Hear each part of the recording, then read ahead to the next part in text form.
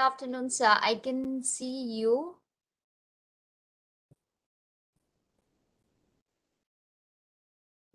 Please try saying something so that I know.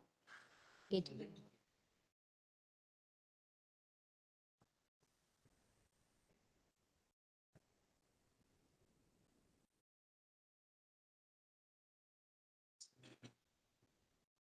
Yes, sir. Your voice has come now.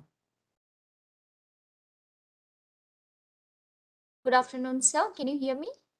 Oh, yes. Oh, yes. Perfect. Very So clearly. great to see you.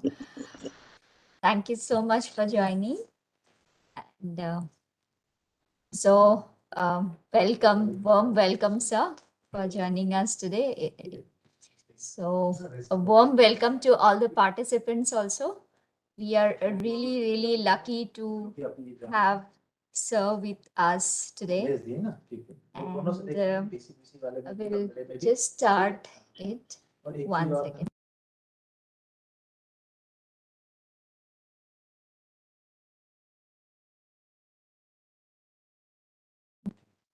So we will just start today's program.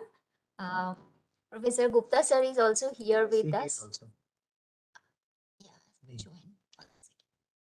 I see there. Yes, one second. इसमें क्या हो गया? No, it is good. Yeah. So, warm welcome and very good afternoon to all of you. Um, um, so today we Namaskar, sir. Good afternoon. Good afternoon.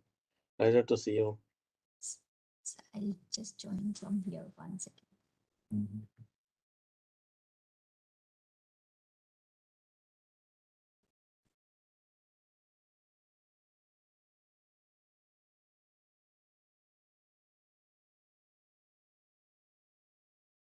ये मैं अपने room से join करूँ क्या? 5 मिनट के लिए हो जाएगा हाँ? हो जाएगा ये समझ I can go and join my room, but वो गड़बड़ हो जाएगा, है ना? ये करना पड़ेगा मैं अपने से कर लूँ? हाँ इसमें से भी ज्वाइन कर लीजिए हो जाएगा अपने credentials है ना? हाँ हाँ please So warm welcome to today's webinar. And as sir told me earlier that today he will be, sharing his experience for the disaster mitigation and preparedness.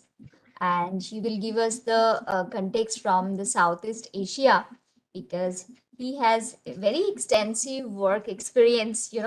I think I will not even be able to mention everything, but I will just, mention few of them. But I really want to mention them all. So we are really fortunate today to have Sir with us. So Sir is a very senior IAS officer, and he used to be the additional chief secretary and principal resident commissioner of the government of Rajasthan. And he has more than 35 years of experiences, and he did his PhD from BITS Pilani, and before that masters from the Harvard University. And I see so many foreign universities he got his degrees from. And to mention that he hold a lump sum number of positions. I can see 30 positions in various government offices. He hold 30 positions, and that to very senior positions like additional secretary, joint secretary, chairman, VC, so many things.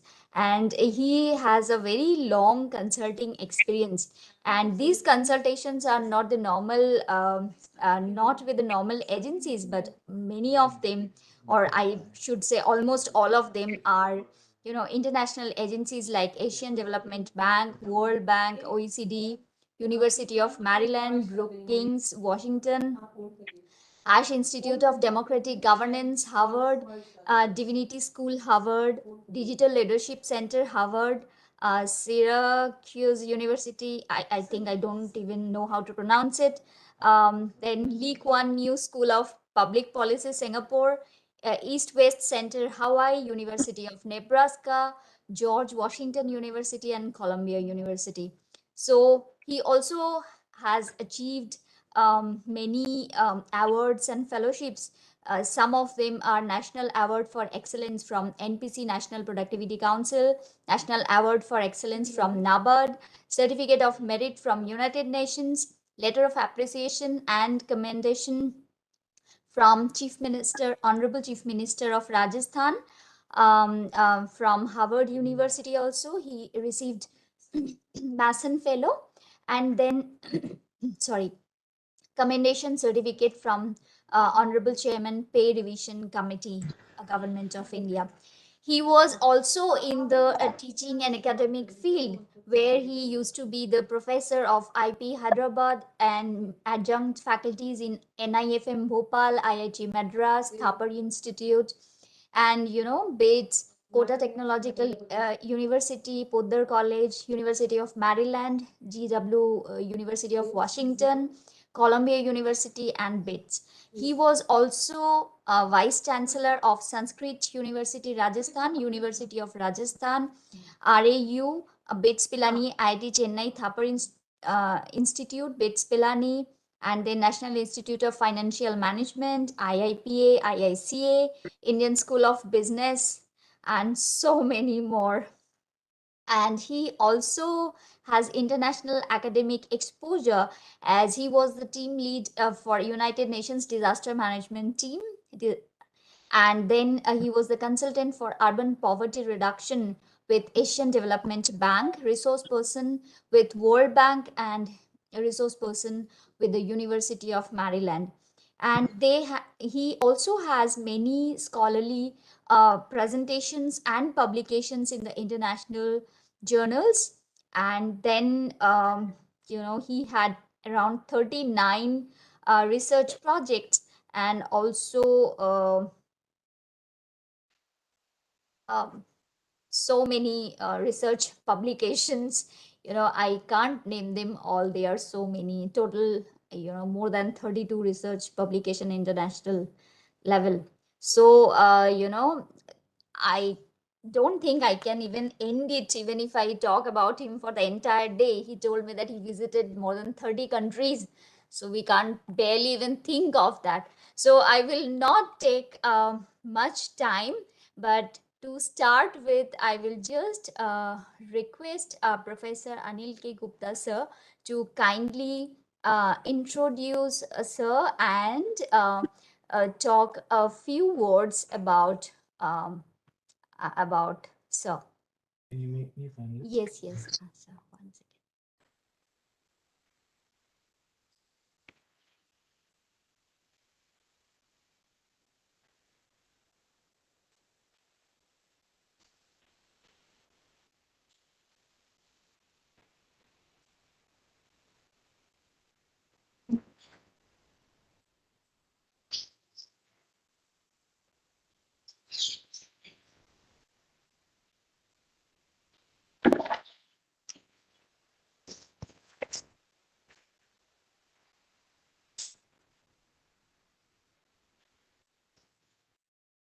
To you, Professor Gupta.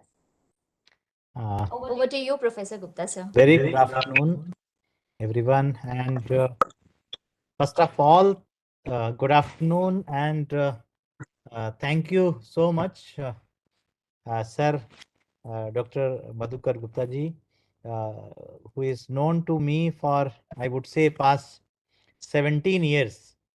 And as Dr. Shweta was trying to give his introduction, I say trying to give because enormous experience.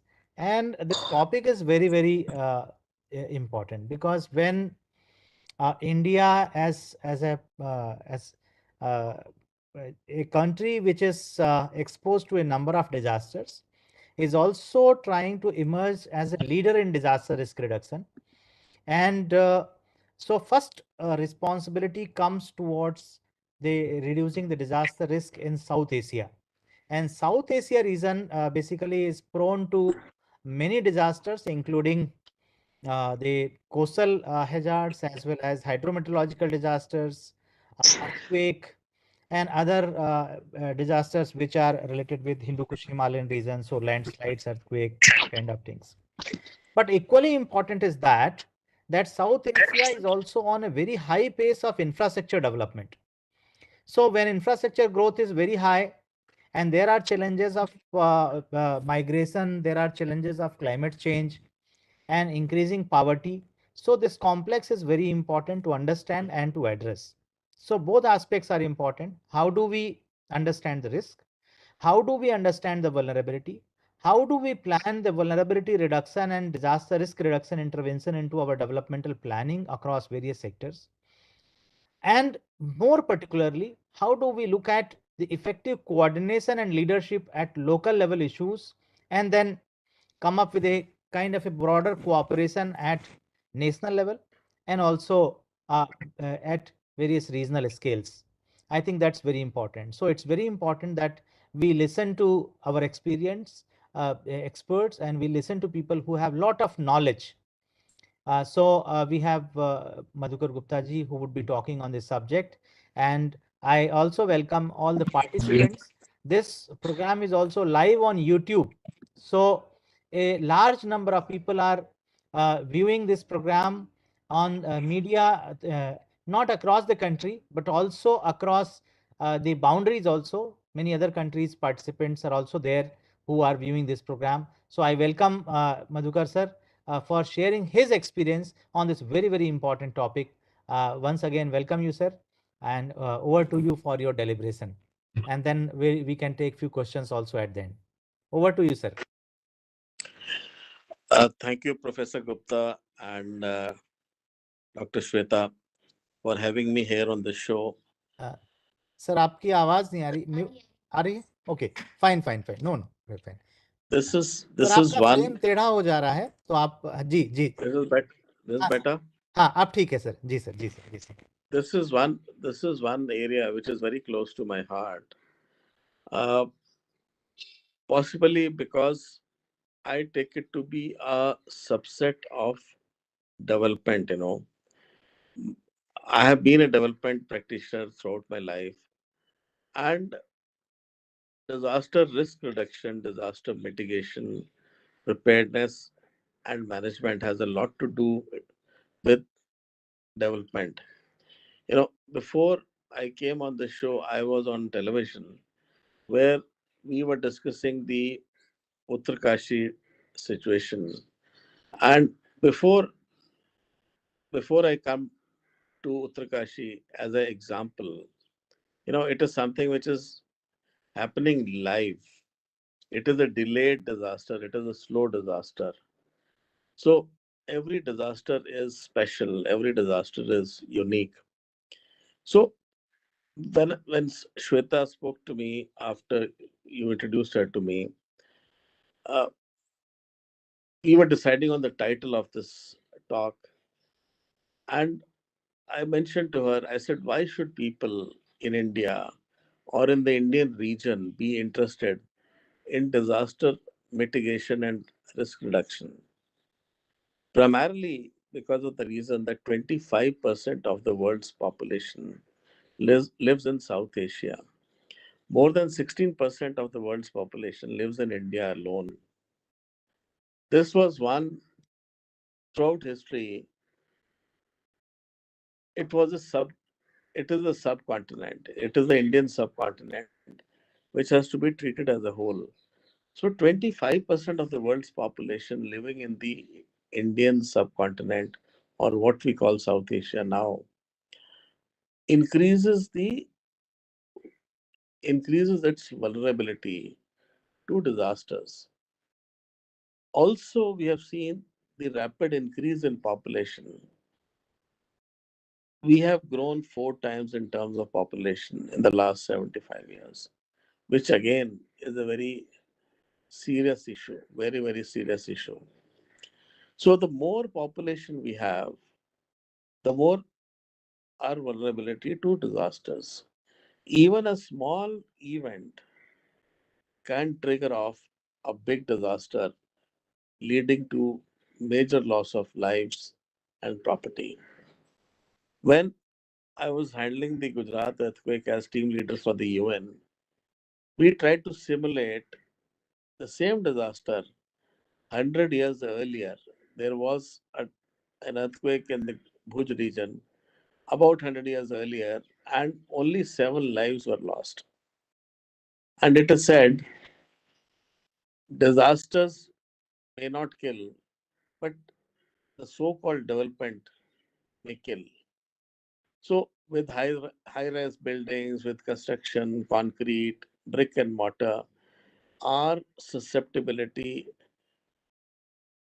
to even small disasters increases manifold. Also, as Dr. Anil Gupta has mentioned, this is the time when South Asia is being built. The infrastructure, especially in South Asia, is being built.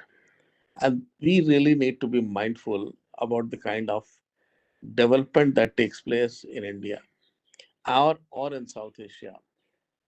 Unfortunately, many of the development planners, policy planners, political leaders, bureaucrats, they mistake development to construction. They feel that construction equals development, which which is not the case. Development is not about skyscrapers, about huge buildings, big roads, big cars. No. Development means something very, very different. If you try and figure out a definition for development, people define development differently. As Amartya Sen says, development is freedom. So different people have defined development differently. But basically, development should mean a better quality of life. A better quality of life also assumes provision of basic human needs in that region, which means food, shelter, clothing, education. I'll give you the example of Bangladesh. I've been to Bangladesh many times. Now, it is said Bangladesh has a higher human development index than India. Yes, possibly. Because basically, Bangladesh has tried to focus on the common man. They are focused on people. So I can make a very beautiful high tech university, but then teaching and learning is all about high quality minds, the environment, the educational culture which is there in the university. So the idea is in these regions where you know let's if we compare India with the US or India with China, see the size of China compared to India and comparable population with India.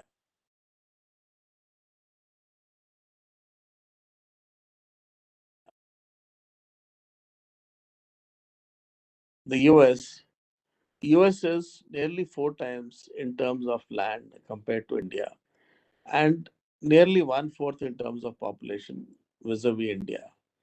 So land per person, land to man ratio is 1:16.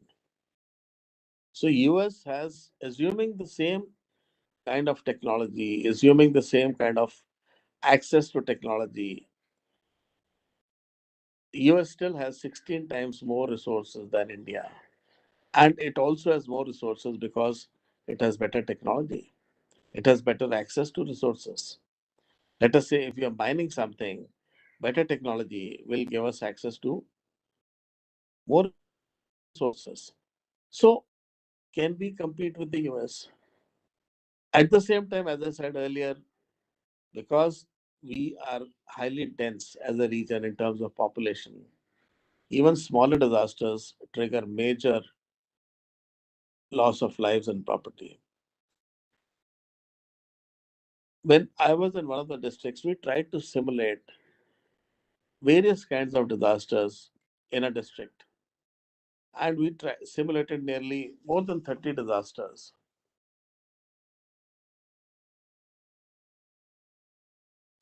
Also, in addition to disasters, the variety, the range of disasters which can take place in the South Asian region is much, much higher.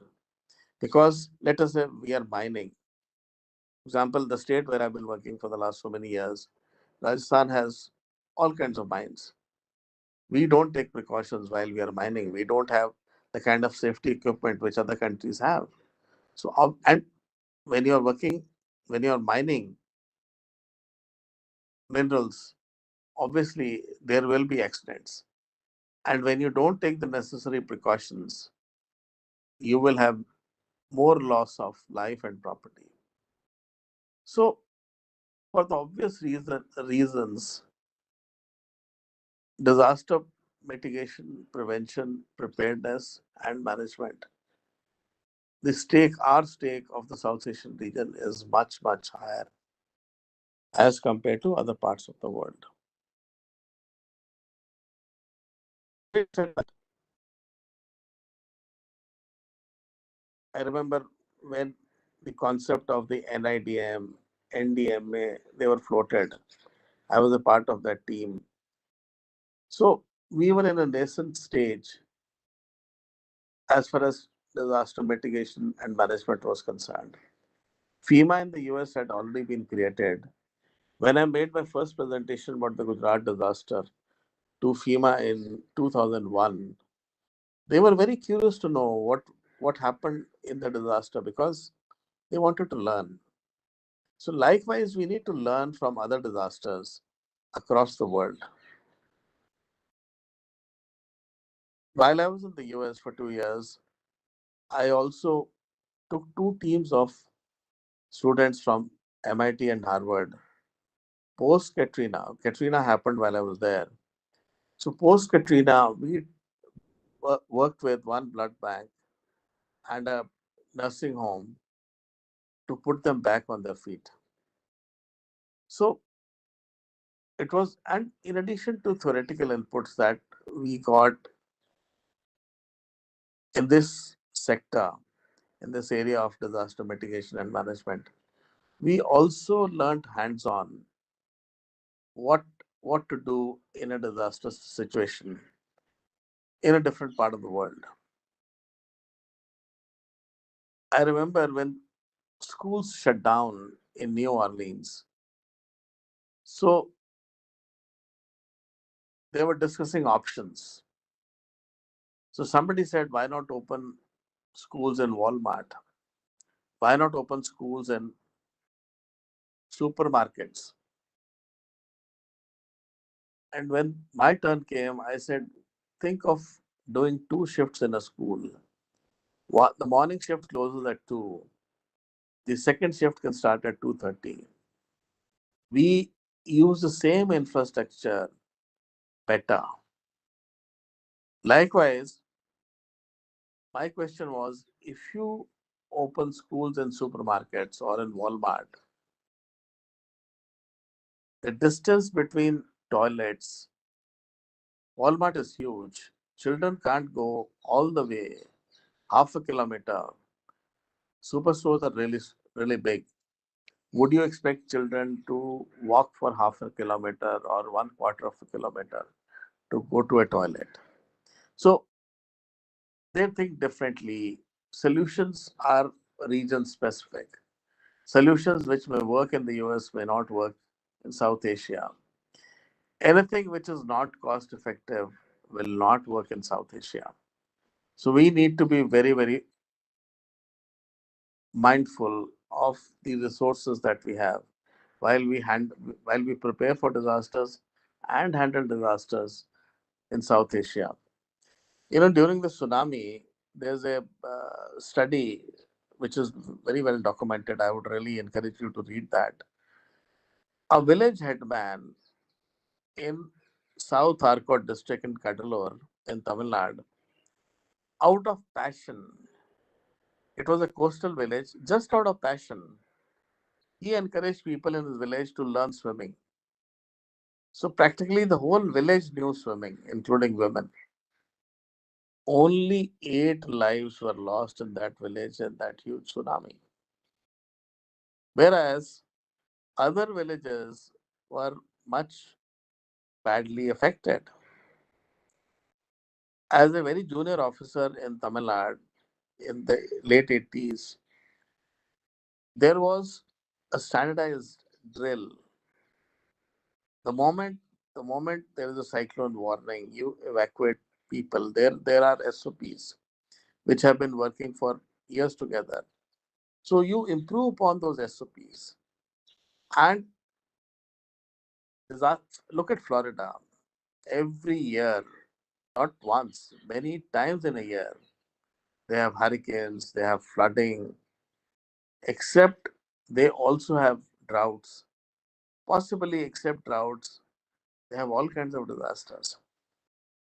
May not have earthquakes, but then people have got, they have mitigated the effect of disasters and they have learned to live with them and reduce the loss of life and property. Likewise, for all those regions which are earthquake prone, including Japan, Philippines, I had an opportunity of working with disaster management experts in Southeast Asia. Now, Southeast Asia, the kind of disasters which they are susceptible to, fortunately, we are not in India or in the South Asian region.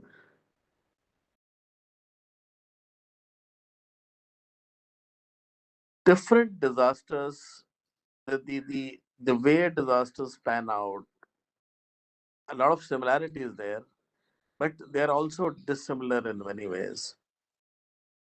In addition, now we are seeing a lot of complex disasters which we had not seen earlier, something like Corona. So, certain elements are similar, and often many elements are dissimilar. And the complexity of disasters also introduces new elements every time we have something different. So, but the principles of managing are more or less the same. Now, if you see the situation in Uttarkashi, so the the the anchor in today's television show was focusing on a new Joshimat. So I said, we'll come to that. We'll cross the bridges when they come. Right now, the challenge is reduce the loss of life and property. You have a situation where the earth inside has become hollow in certain places. There is a lot of subterranean activity. Now you need to be clear to the extent possible as to what is going on below the surface of the earth. In addition, in the resources that we have, what is it that we can do right now? So focus on the immediate, intermediate, and long term. So we'll come to long term later on. So the challenge is what can we do now? And in a disaster situation, I was telling them that the situation, like, for example, look at the Ukrainian war. Nobody can predict. The, a war is a man made disaster, whereas this is a natural disaster. Here it is man against nature. There it is man against man. But nobody can predict. The situation changes by the hour, the situation changes by the day. And your strategy, the interesting part is, and the more difficult part is, you have to play according to the situation. Your strategy has to change every minute, every day. Something that we might be doing today, we may throw it out tomorrow. So we need to be flexible and see what works the best for us. And for example, Gujarat, the enormity of the disaster was such that one could see humanity at work. We got people from so many countries and they spoke different languages, different cultures. They couldn't talk to each other verbally. But then, if you're committed, so I could see humanity at work against nature.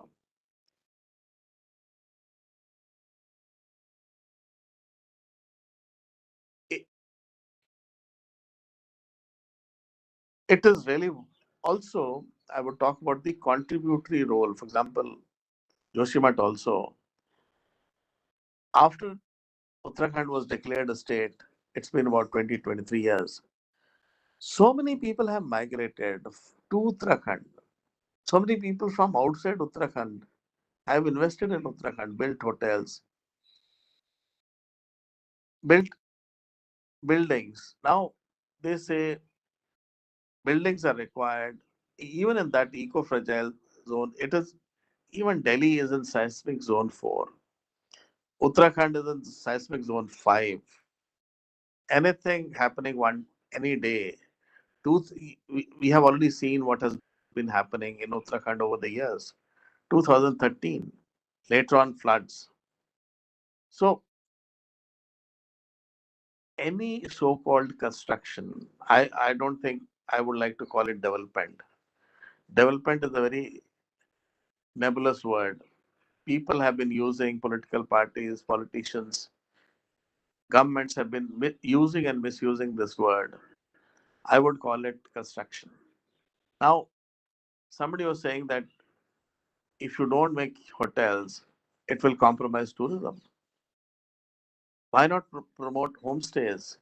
People want to go and stay in villages. They want to stay with people on the ground in the conditions in which they live. So we have to look at tourism differently. Again, as I said earlier, tourism is not about staying in big fancy hotels.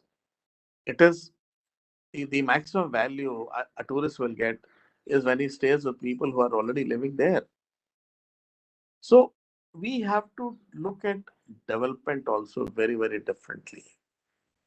A lot of, I always say, the contributory role of so-called development within quotes to increasing of disaster risk rather than reduce disaster risk. So-called development has increased disaster risk in many parts of the world. Look what happened in Pakistan, what happened in Thailand, in Phuket, Philippines. So it has increased the disaster risk manyfold in many countries which have not been mindful about the kind of development which is being undertaken in those countries or in those regions. So I think I'll stop. There's a lot I can say. I can go on and on. This is something which is very dear to my heart. As Shweta was saying, my doctorate is in disaster management. So I would like to say much more right now, maybe in some other session where we can talk about other elements of disaster management. So I'll stop here once and once again thank Professor Anil Gupta and Dr. Shweta for having me here on this show. Thank you. Thank you so much, sir, for wonderfully sharing your experience with us. And this is just the starting. It was a small webinar, but we seriously look forward for the future programs. And we are just waiting to welcome you in Resilience and Sustainability Summit, which is starting from 17 and it will go up to 19. So for the information of the participants also, we are organizing a very big international summit, Resilience and Sustainability Summit 2047. So you might have seen the promotions in the social media. So it will be live through various social media. So you can all join through the live platforms. And thank you so much, sir, for your time. And definitely, we are going to, go with the series of webinars with you so that, our participants will have very good knowledge about the disaster mitigation and adaptation strategies, because that is what is needed in today's world. So we do not have any question in the chat box. This is my last call to the participants. If you have any questions to serve, please post in the chat box. We'll wait here for a few more seconds.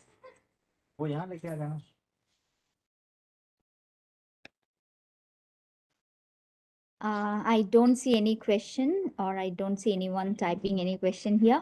So thank you so much, sir, for your timing, and we'll wait to see you in the RSS summit during 17 to 19.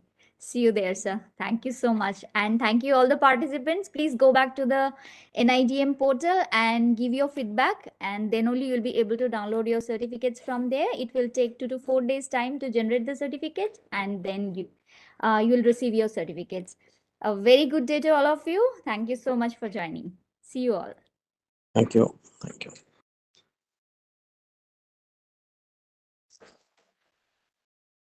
Oh.